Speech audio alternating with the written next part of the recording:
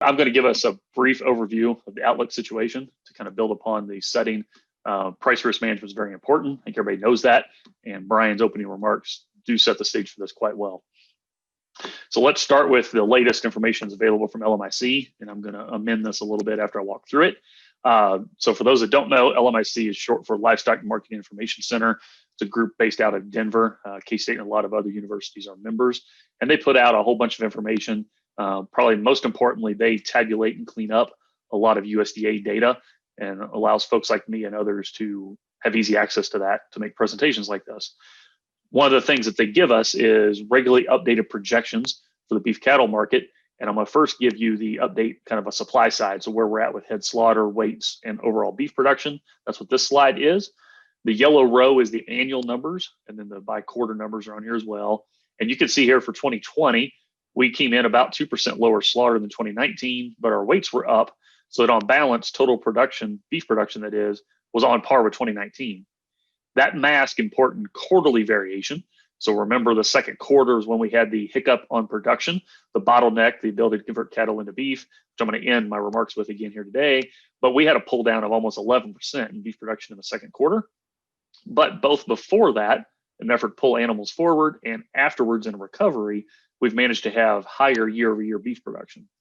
If you follow that, that's had a lot to do with the price patterns in the fed cattle complex. How's that expected to change here in 21, 22? Well, we're going to have smaller herds and therefore lower slaughter, almost certainly. In 2021, maybe 0.5% lower commercial slaughter out to 2022, maybe a full 2% lower than we had in 2021. The dressed weights is a bit of a moving target at the moment with what's going on in the corn market. LMIC currently projects those weights to come back a little bit from 2020. I could easily see them coming back more than 1%, particularly if we keep having corn price pressure for this complex build. The net result of that is less beef being produced. So 1% less beef is expected to be produced here in 2021 than we had in 2020, and maybe an additional 1.5% reduction out in 2022. That on its own will be supportive of cattle prices if nothing else changes. Of course, other things change, including export demand. And as a quick comment on this slide, the role of trade has grown in economic importance over time. We could give whole talks about why we import, why we export, and so forth. I'm not going to do that today. I'm just going to call your attention to a fact sheet I put out in kind of the middle of the pandemic, and it speaks to the smoothing role that both exports and imports have in this industry. And I'm going to drive home the point. Let's look at the numbers for the second quarter of 2020. Commercial beef production was down 11%. It was down 11% because we slaughtered 14% fewer animals than the second quarter of 2019. Again, that was the inability to harvest animals as much as we wanted to. But importantly, on the top right here, I've put a text box, quarter by quarter, US per capita consumption. So the average person in the US consumed 8% less in the second quarter than they did the second quarter of 2019. Please note that 8% decline is well below the 11% decline. That was enabled because of adjustments in trade. Similarly, in the first quarter, we produced 8% more beef, but domestically, we only had a 5.5% increase in consumption. Why is that? Adjustments in trade. So exports and imports have an offsetting effect. They smooth the shocks. We often see the volume adjustments in the live animal and meat production sector being larger than the volume production impacts that hit at the domestic consumer base. That's really important. There's a lot of economic importance to that I don't want us to forget. What did the dynamics on the supply side there mean for prices? Well, again, this chart's set up the same way, but now we're going to talk fed cattle and then feeder cattle prices. 5 market average followed by 7-8 weight, and then 5-6 for calf prices. In 2020, let's just use Q3. You can see here like calf price of 157 is what's printed here. 152 to 154 is when LMIC put these out. Fourth quarter wasn't quite done. Those prices were below year earlier, but not by nearly as much as we were expecting early in the pandemic. If you look at the second quarter of 2020, we had an 11% drop in the fed cattle price. That was where we saw the biggest hit as it relates to the aftermath of the pandemic. Going out to 2021, calf prices are expected to come up. Look out to Q3, Q4, low 160s, maybe 170 was the projection that LMIC was putting out again earlier in December. You should easily shave $5, maybe $6 off that, given what's happened in the corn market. So maybe upper 150s to low 160s is a more reasonable, update to that forecast if all you do is make an adjustment for what's going on in the corn market. We're expecting some recovery on the fed cattle side, but again, the corn market's going to have something to say about that. I'm saying corn market a lot. I noticed Guy Allen joined here, probably some others as well. They're going to be future speakers talking on the grain markets, and I encourage you to come back in future weeks because it's always important, but there's no doubt that the grain market's having a big impact on the cattle market as we speak. So now let's walk, that's kind of a broad summary, set the stage for price expectations. I want to walk from cow-calf to consumer, basically a standard outlook presentation here. And I have 3 or 4 charts that are designed the same way, right? Like this one, again from LMIC. And these are, in this case, calf prices. So Southern Plains 5 to 6 weight series. The solid red line is the 5-year average that ended in 2018. So you can view it as historical context. Obviously, it was pulled up by those 2014, 2015 values. The dotted dark blue line is the 2019 calendar year. And then last is the most recently completed year. The solid blue line is 2020.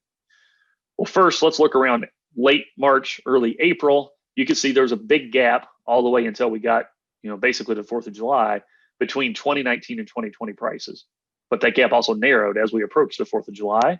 And on balance, everything in the ag commodity space took a hit in March and April, and feeder cattle were not immune to that. So calf prices took a hit. If you happen to be somebody selling calves the end of March, early April, you certainly were hit by the pandemic in terms of what you received. Fast forward to the 4th quarter, and I put up here a specific example early in October.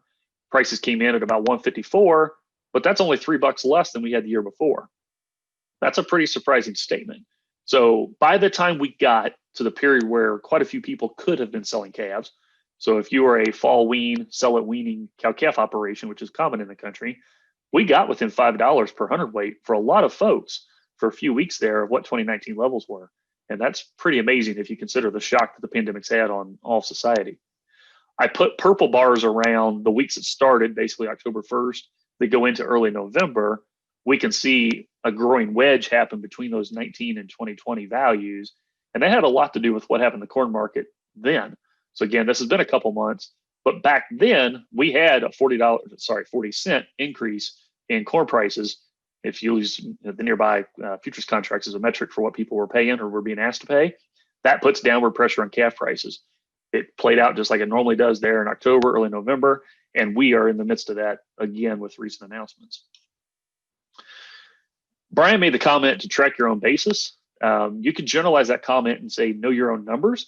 So it's not just sales price tracking, and with that, what is your basis to know how you compare to a CME feeder cattle contract? You need to know your own cost structure. How can you know anything about profitability if you don't know what it cost you, either to raise a calf if you're cow-calf, or to turn a calf into a yearling if you're a margin operator there, or to turn a calf or a yearling into a finished steer if you run a feedlot? You got to know your cost. So you need some context on your cost in order to appreciate if these projected output prices are even good or not for your operation. This chart is USDA cash cost information for a quote unquote representative cow-calf operator. And you'll see $824 per cow is the estimate that's up here for 2020. And when they put this out, which again was right before Christmas, they were projecting 2021 to be on par. Costs may well be going up if feedstuffs are going up, but baked into their forecast was roughly an $824 cost to run a cow for a year. Cash cost, that is. So what does that mean? There's 2 ways to translate that number into some action and some context. The first box, the top left I've put in here, is if we want to do what I might call some cowboy math and not total profit assessment, and we give 0 value to cull cow revenue. So we typically get about 15% revenue from cull cows, but we kind of ignore that and put it on the side. And we ignore a non-cash cost. So, fixed costs, maybe my labor that we're not paying for and so forth, we ignore those. Then the break even to cover just your cash expenses, if you sell a 6-weight calf, is about $137 per hundredweight. That's how you take that 824 and convert it to a break even decision node. What I prefer to do, but takes a little bit more tracking, is, okay, what if we know about your non-cash cost and what your cull cow revenue is? So what if your cash costs are 824, but you've also got, let's say, $350 additional other costs? So again, those fixed costs that I alluded to get you closer to $1,200 total. 1174 is the specific number I'm using here. And if we also recognize you have another source of revenue, which is cull cow revenue, and that amounts to about 15% of what calves bring you, that translate your total break even to about 166. Now, remember earlier, I made comments pulling down some LMIC forecast, maybe upper 150s, low 160s, a projection for 2021. So before we go any further, if you do this exercise and you have average total cost around $1,200 per cow, we're looking at a break even, maybe a slight loss in 2021, given the increase, the corn price pressure that's happened in the market in the last few weeks. This is similar logic just played out in bars over time. LMIC returns over cash costs going back to 1992 for the cow-calf sector. These charts will look weird for years to come because of 2014, 2015, those really good years, those spikes. More recently, 2019, a loss of $51 per cow is what shows up in the series. For 2020, the number is a loss of $53 per cow. But notice I put in parentheses, that ignores federal aid. So lots in the industry did receive federal assistance. And for several, 2020 would have been a positive year once you account for those federal aid payments. The reason I make this distinction is A, the amount in, the success in harnessing those federal dollars varies across operations. And B, I think it'd be, dare I say, foolish to plan on those becoming the new norm. I'm not bold enough to predict every single year, but I suspect 2020 had larger payments for cattle producers from the federal government than we'll have in most years in the future. In 2021, when LMIC did this, they were projecting plus $57 per cow. Again, we've had a pullback since they did this early December. We're looking closer to break even if you use the LMIC model for 2021. I've already plugged Beef Basis when I kind of jumped in after one of Brian's questions. Beefbasis.com is an online resource that's updated every night. It has its origins from our department. Some of you might remember Kevin Duvetter and Jim Minert. They worked with Brett and Chris Crosby. Chris got his master's working particularly with Kevin here in our department, and Brett's his older brother. They run a big operation in Wyoming, and K-State and their operation have worked together to build this. The way it works is every night it downloads the latest CME settlements, so how the feeder cattle contracts closed, couples that with historic information on USDA AMS reported cash markets, in this case feeder cattle markets, and comes up with projected cash and basis information. I did this on the 11th, pulling these slides together for the Salina market. The scenario was the middle of October for this year. I'm looking to sell a 6-weight, so I'm kind of approximating somebody that's running cow-calf in the state, sells in the fall. At the time, the projected cash price is $162. How do you get that? Well, it's projecting a basis of plus $13. It's positive because we're going to be selling something that weighs less than the specs on that feeder cattle contract. And we're using the October contract, which was a $149 at the time. Well, we've had about a $2 decline on the expected cash price since then. So about $160 would be the update when you hit rerun on this morning. So projected price for this scenario, specific to Salina, would be a mid-October cash price of $160. How do you compare that $160 with whether that is something you want to lock in or not? What would it cost you to protect that? Well, this is where you can use agmanager.info and use a lot of the logic that Brian just walked through on how the options markets work. Specifically, there's this resource, and here's the link to it. It's got the very novel name called KSU Feeder Cattle Risk Management Tool. Kevin Duvetter originally built it. I now maintain it. Here's the link to it. This is just the front page. It was updated a little bit before Christmas. And I'm not going to walk you all the way through it, but ultimately, here's a link to a talk I did give on the topic in December. And it was focused exactly on topics that Brian brought up and how to put them into action. How do you assess those option premiums and how they compare to a straight out hedge or the cost of doing nothing and so forth? This is an Excel tool that's built to put that information in and let you then make the assessment of, do you want to protect, yes or no? If you do want to protect those downward price movements, is it quote unquote advantageous to do it with a put option versus traditional futures hedge and so forth? Also in there is the LRP option. So livestock risk protection, which basically is an insurance product that USD offers that is reverse priced off of the option and futures contract markets that Brian was talking about. So please make use of that. I'm not going to give the full talk again, but that decision aid is there, and periodically we update presentations around it, and we did that again here in December. So transitioning now, let's go to the next stage in the production cycle. Let's get to like yearlings. So 7 to 8 weight pounds, 7 to 800 pound steers is what this chart is. Set up the same. The solid blue line again is 2020.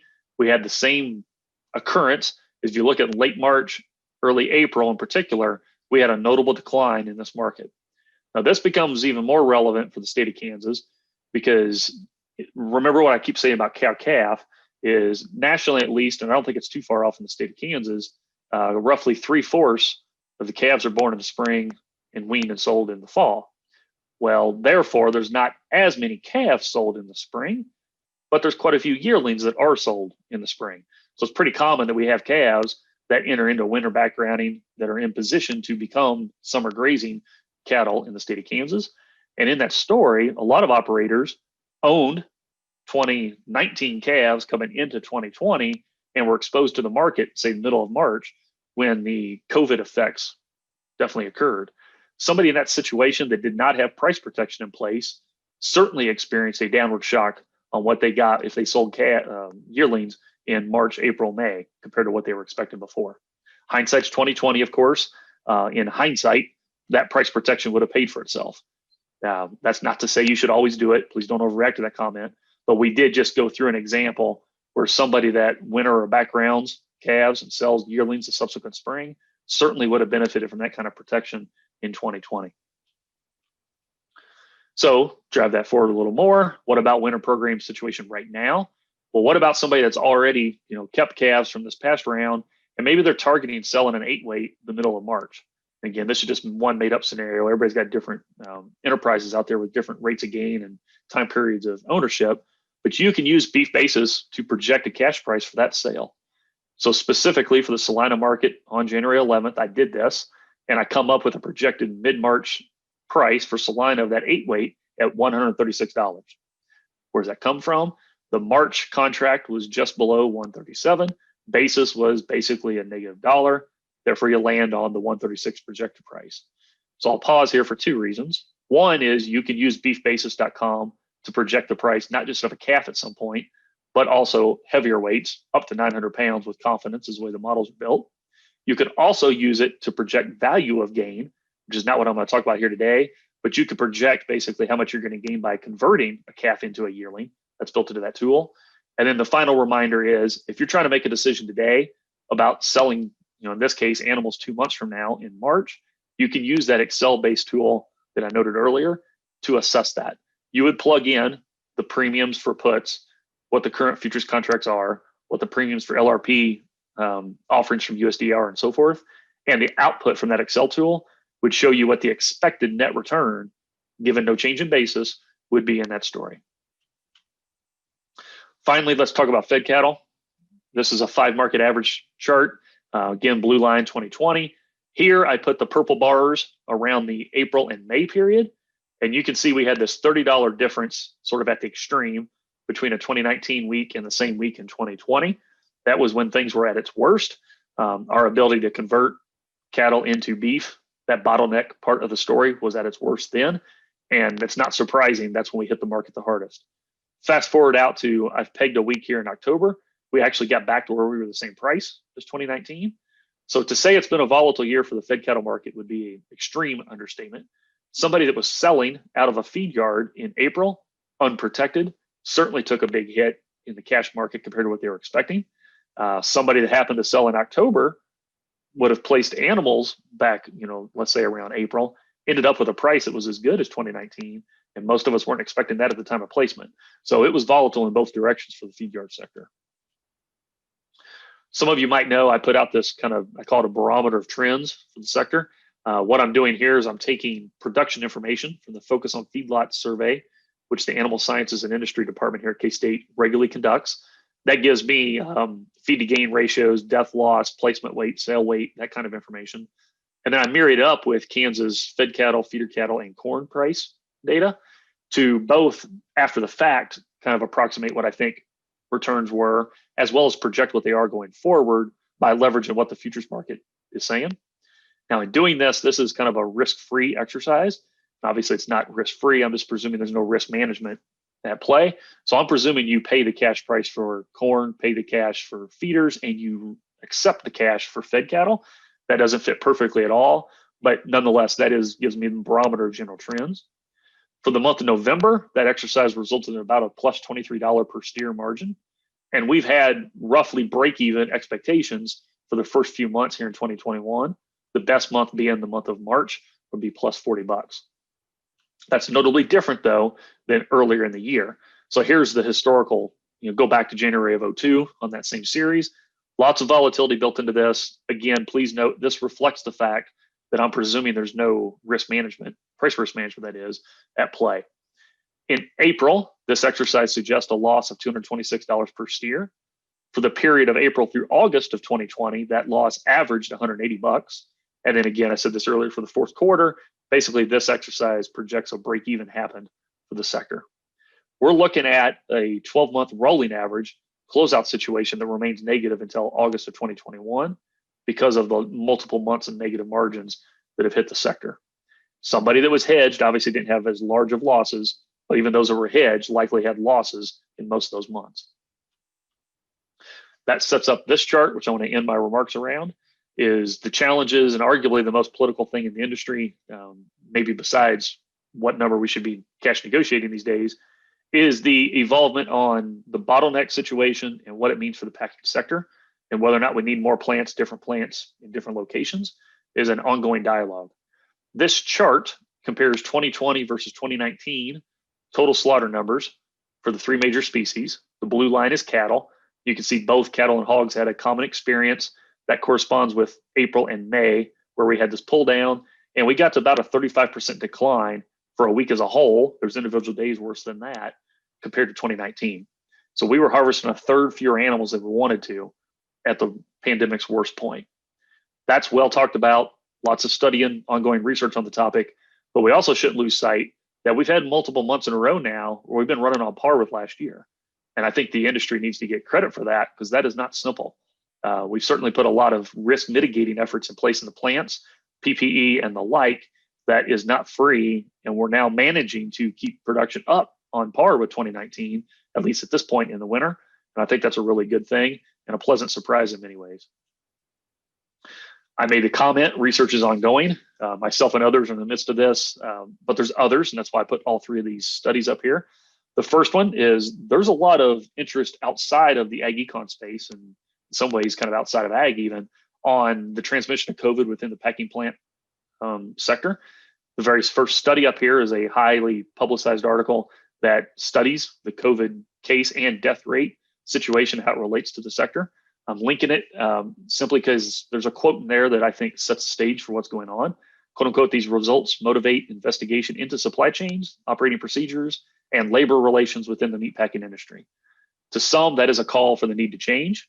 To me, that's a call for the need to assess things and maybe change. Please note that order.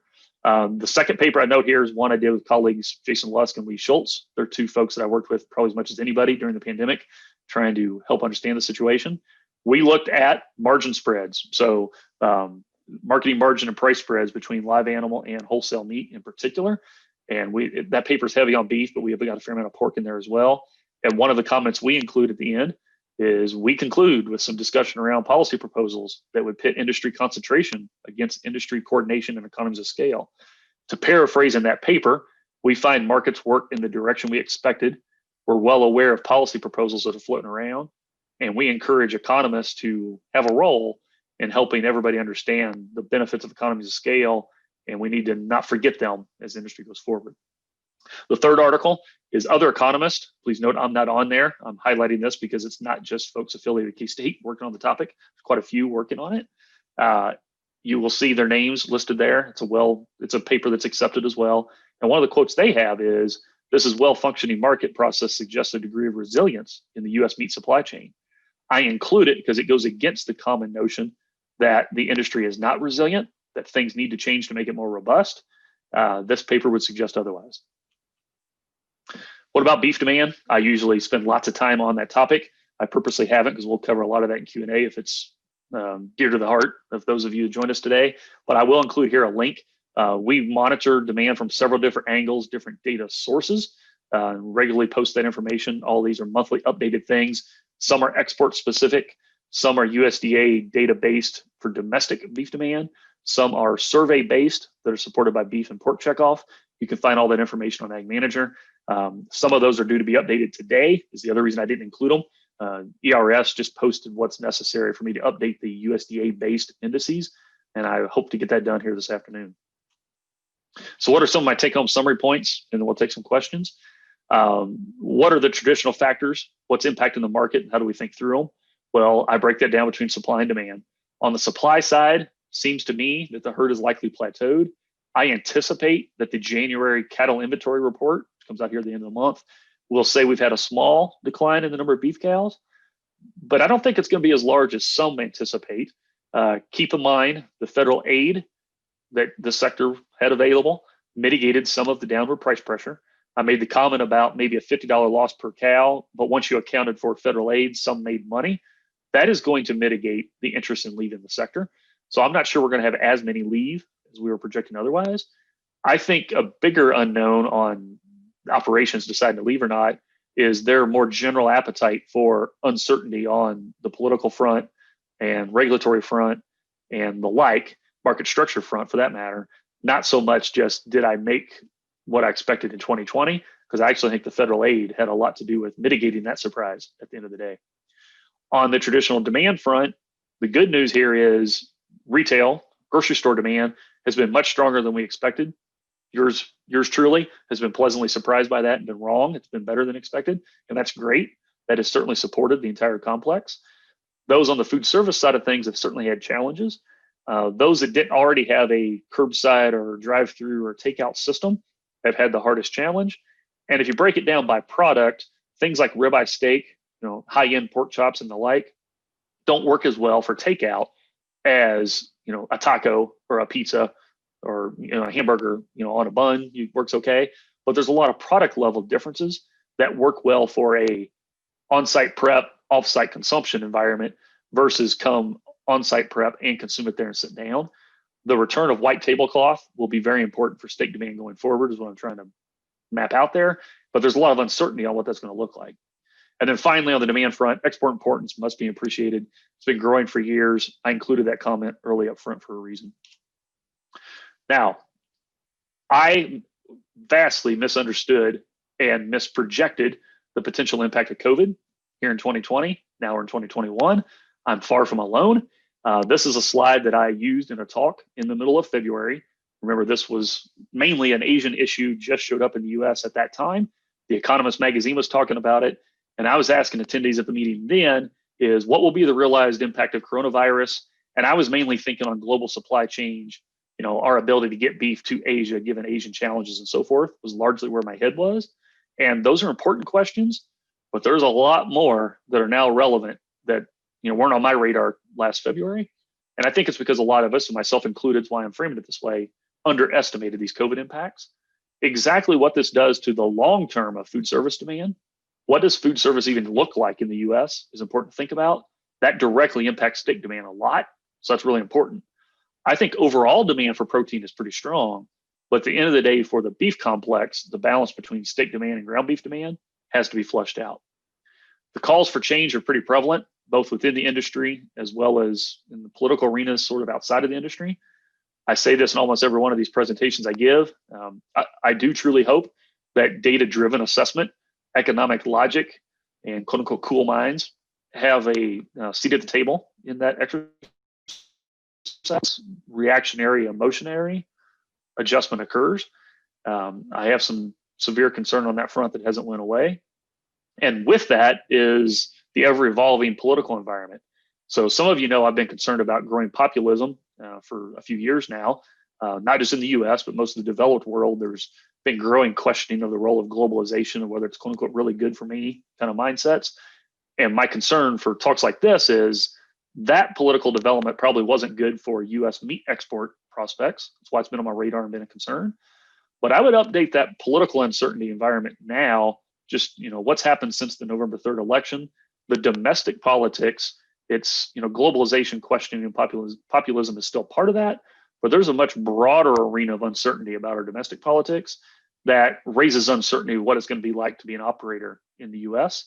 I look forward to that calming down and want to be hopeful that it'll calm down, but calling a spade, that's definitely been elevated in recent weeks.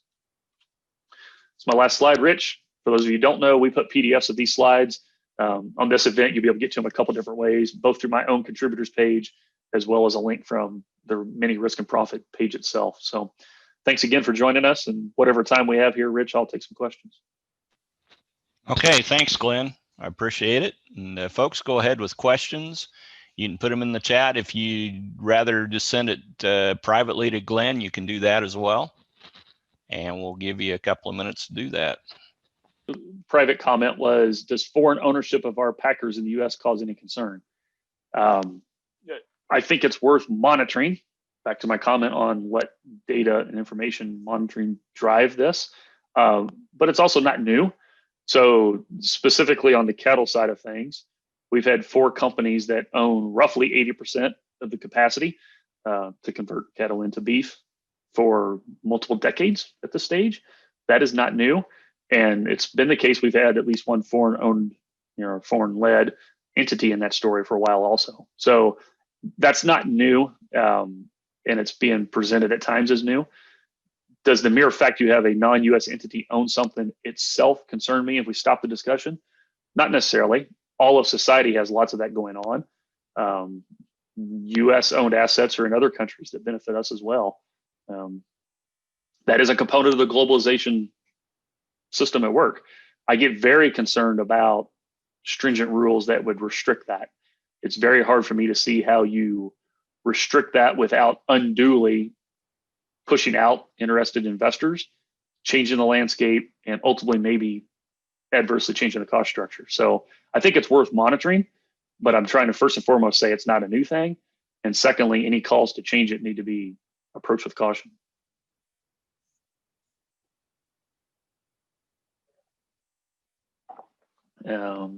So Shelley made a comment to everybody. How will the call for climate change initiatives for ag production, particularly cattle, affect pricing and production? I think that'll get down to the specifics. So I'm not gonna be able to give you numbers here, but in general, any new initiatives that restrict the way we used to produce cattle, for example, if you limit water use, or we put limits on stocking density rates, or whatever that might be, because climate change is a very broad thing, right?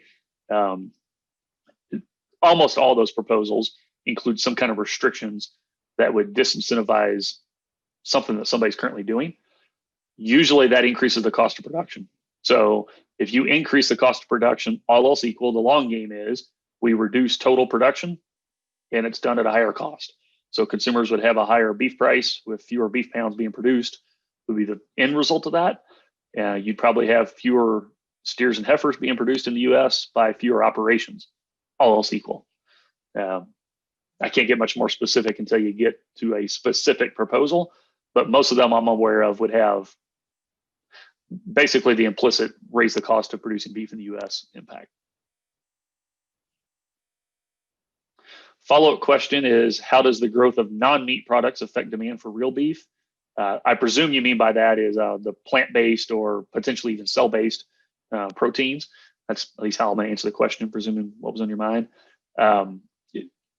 Before I answer it completely, there will be a report probably by February 1st, posted to Ag Manager. Myself, Jason Lusk, and Ted Schroeder are working on a project for the Beef Board, so a Beef Checkoff funded study that is looking specifically at that question. I can't give you specific findings until they get the report and they bless it, but I will tell you the same thing I've said before we're even doing that specific project. And my view is the typical person that is buying plant-based items is less likely to be a regular meat eater like me, and much more likely to be, self-declared as a flexitarian, some vegan, vegetarian, but the main market is the flexitarian. So somebody that declares they still keep meat in their diet, but they don't eat meat 3 meals a day, they eat meat periodically. Why is that relevant? Is there's less of a substitution effect if that is the main segment of the population that's consuming those products. So that's one thing. Secondly, this isn't new. The chicken industry evolving, particularly in the 80s and 90s, was an example of a quote unquote real meat that evolved that had notable impacts on the demand complex for beef. It's not just because it doesn't come from a steer that's relevant. It's a new protein source, and we always have new protein sources coming up. I encourage the industry to recognize that there's a multiple decade experience of the protein complex changing, who's a competitor, who's a partner, how those cross price effects change over time, all has to be monitored. I like to use the example of bacon and hamburger. At least before the pandemic, it was very common. You would go to a restaurant, and if you got a hamburger, there's a good chance you paid an extra $1 to put bacon on it. Why am I throwing that one at you? Bacon and beef are complements in that example. So at the product level, bacon and ground beef are complements, not substitutes. In aggregate, pork and beef are probably still substitutes, but much less so than they were 20 years ago. I'm highlighting that because the role of other proteins and how it impacts the industry is ever changing. I don't think plant-based proteins are the end all, but they can't be ignored. They are going to probably grow. I expect the cost of those products to come down, and I expect some that are less heavy beef eaters today to like them more as they improve them, and particularly if they improve them and get the cost down. So they're not going to go away, but I don't see it as a substitute for ribeyes and so forth anytime soon. For those of you that want more information on that particular topic, but don't want to wait until February, like I said, for the full report, if you follow Jason Lusk on Twitter or his blog, forgive me, I can't remember if it was yesterday or Monday, but this week he made a post on the topic. Some of the related work he and I've been doing is in his blog, so you can go read more about that.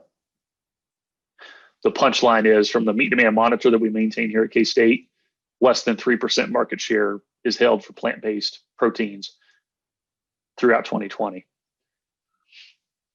So it gives you some context on it's still a minority share.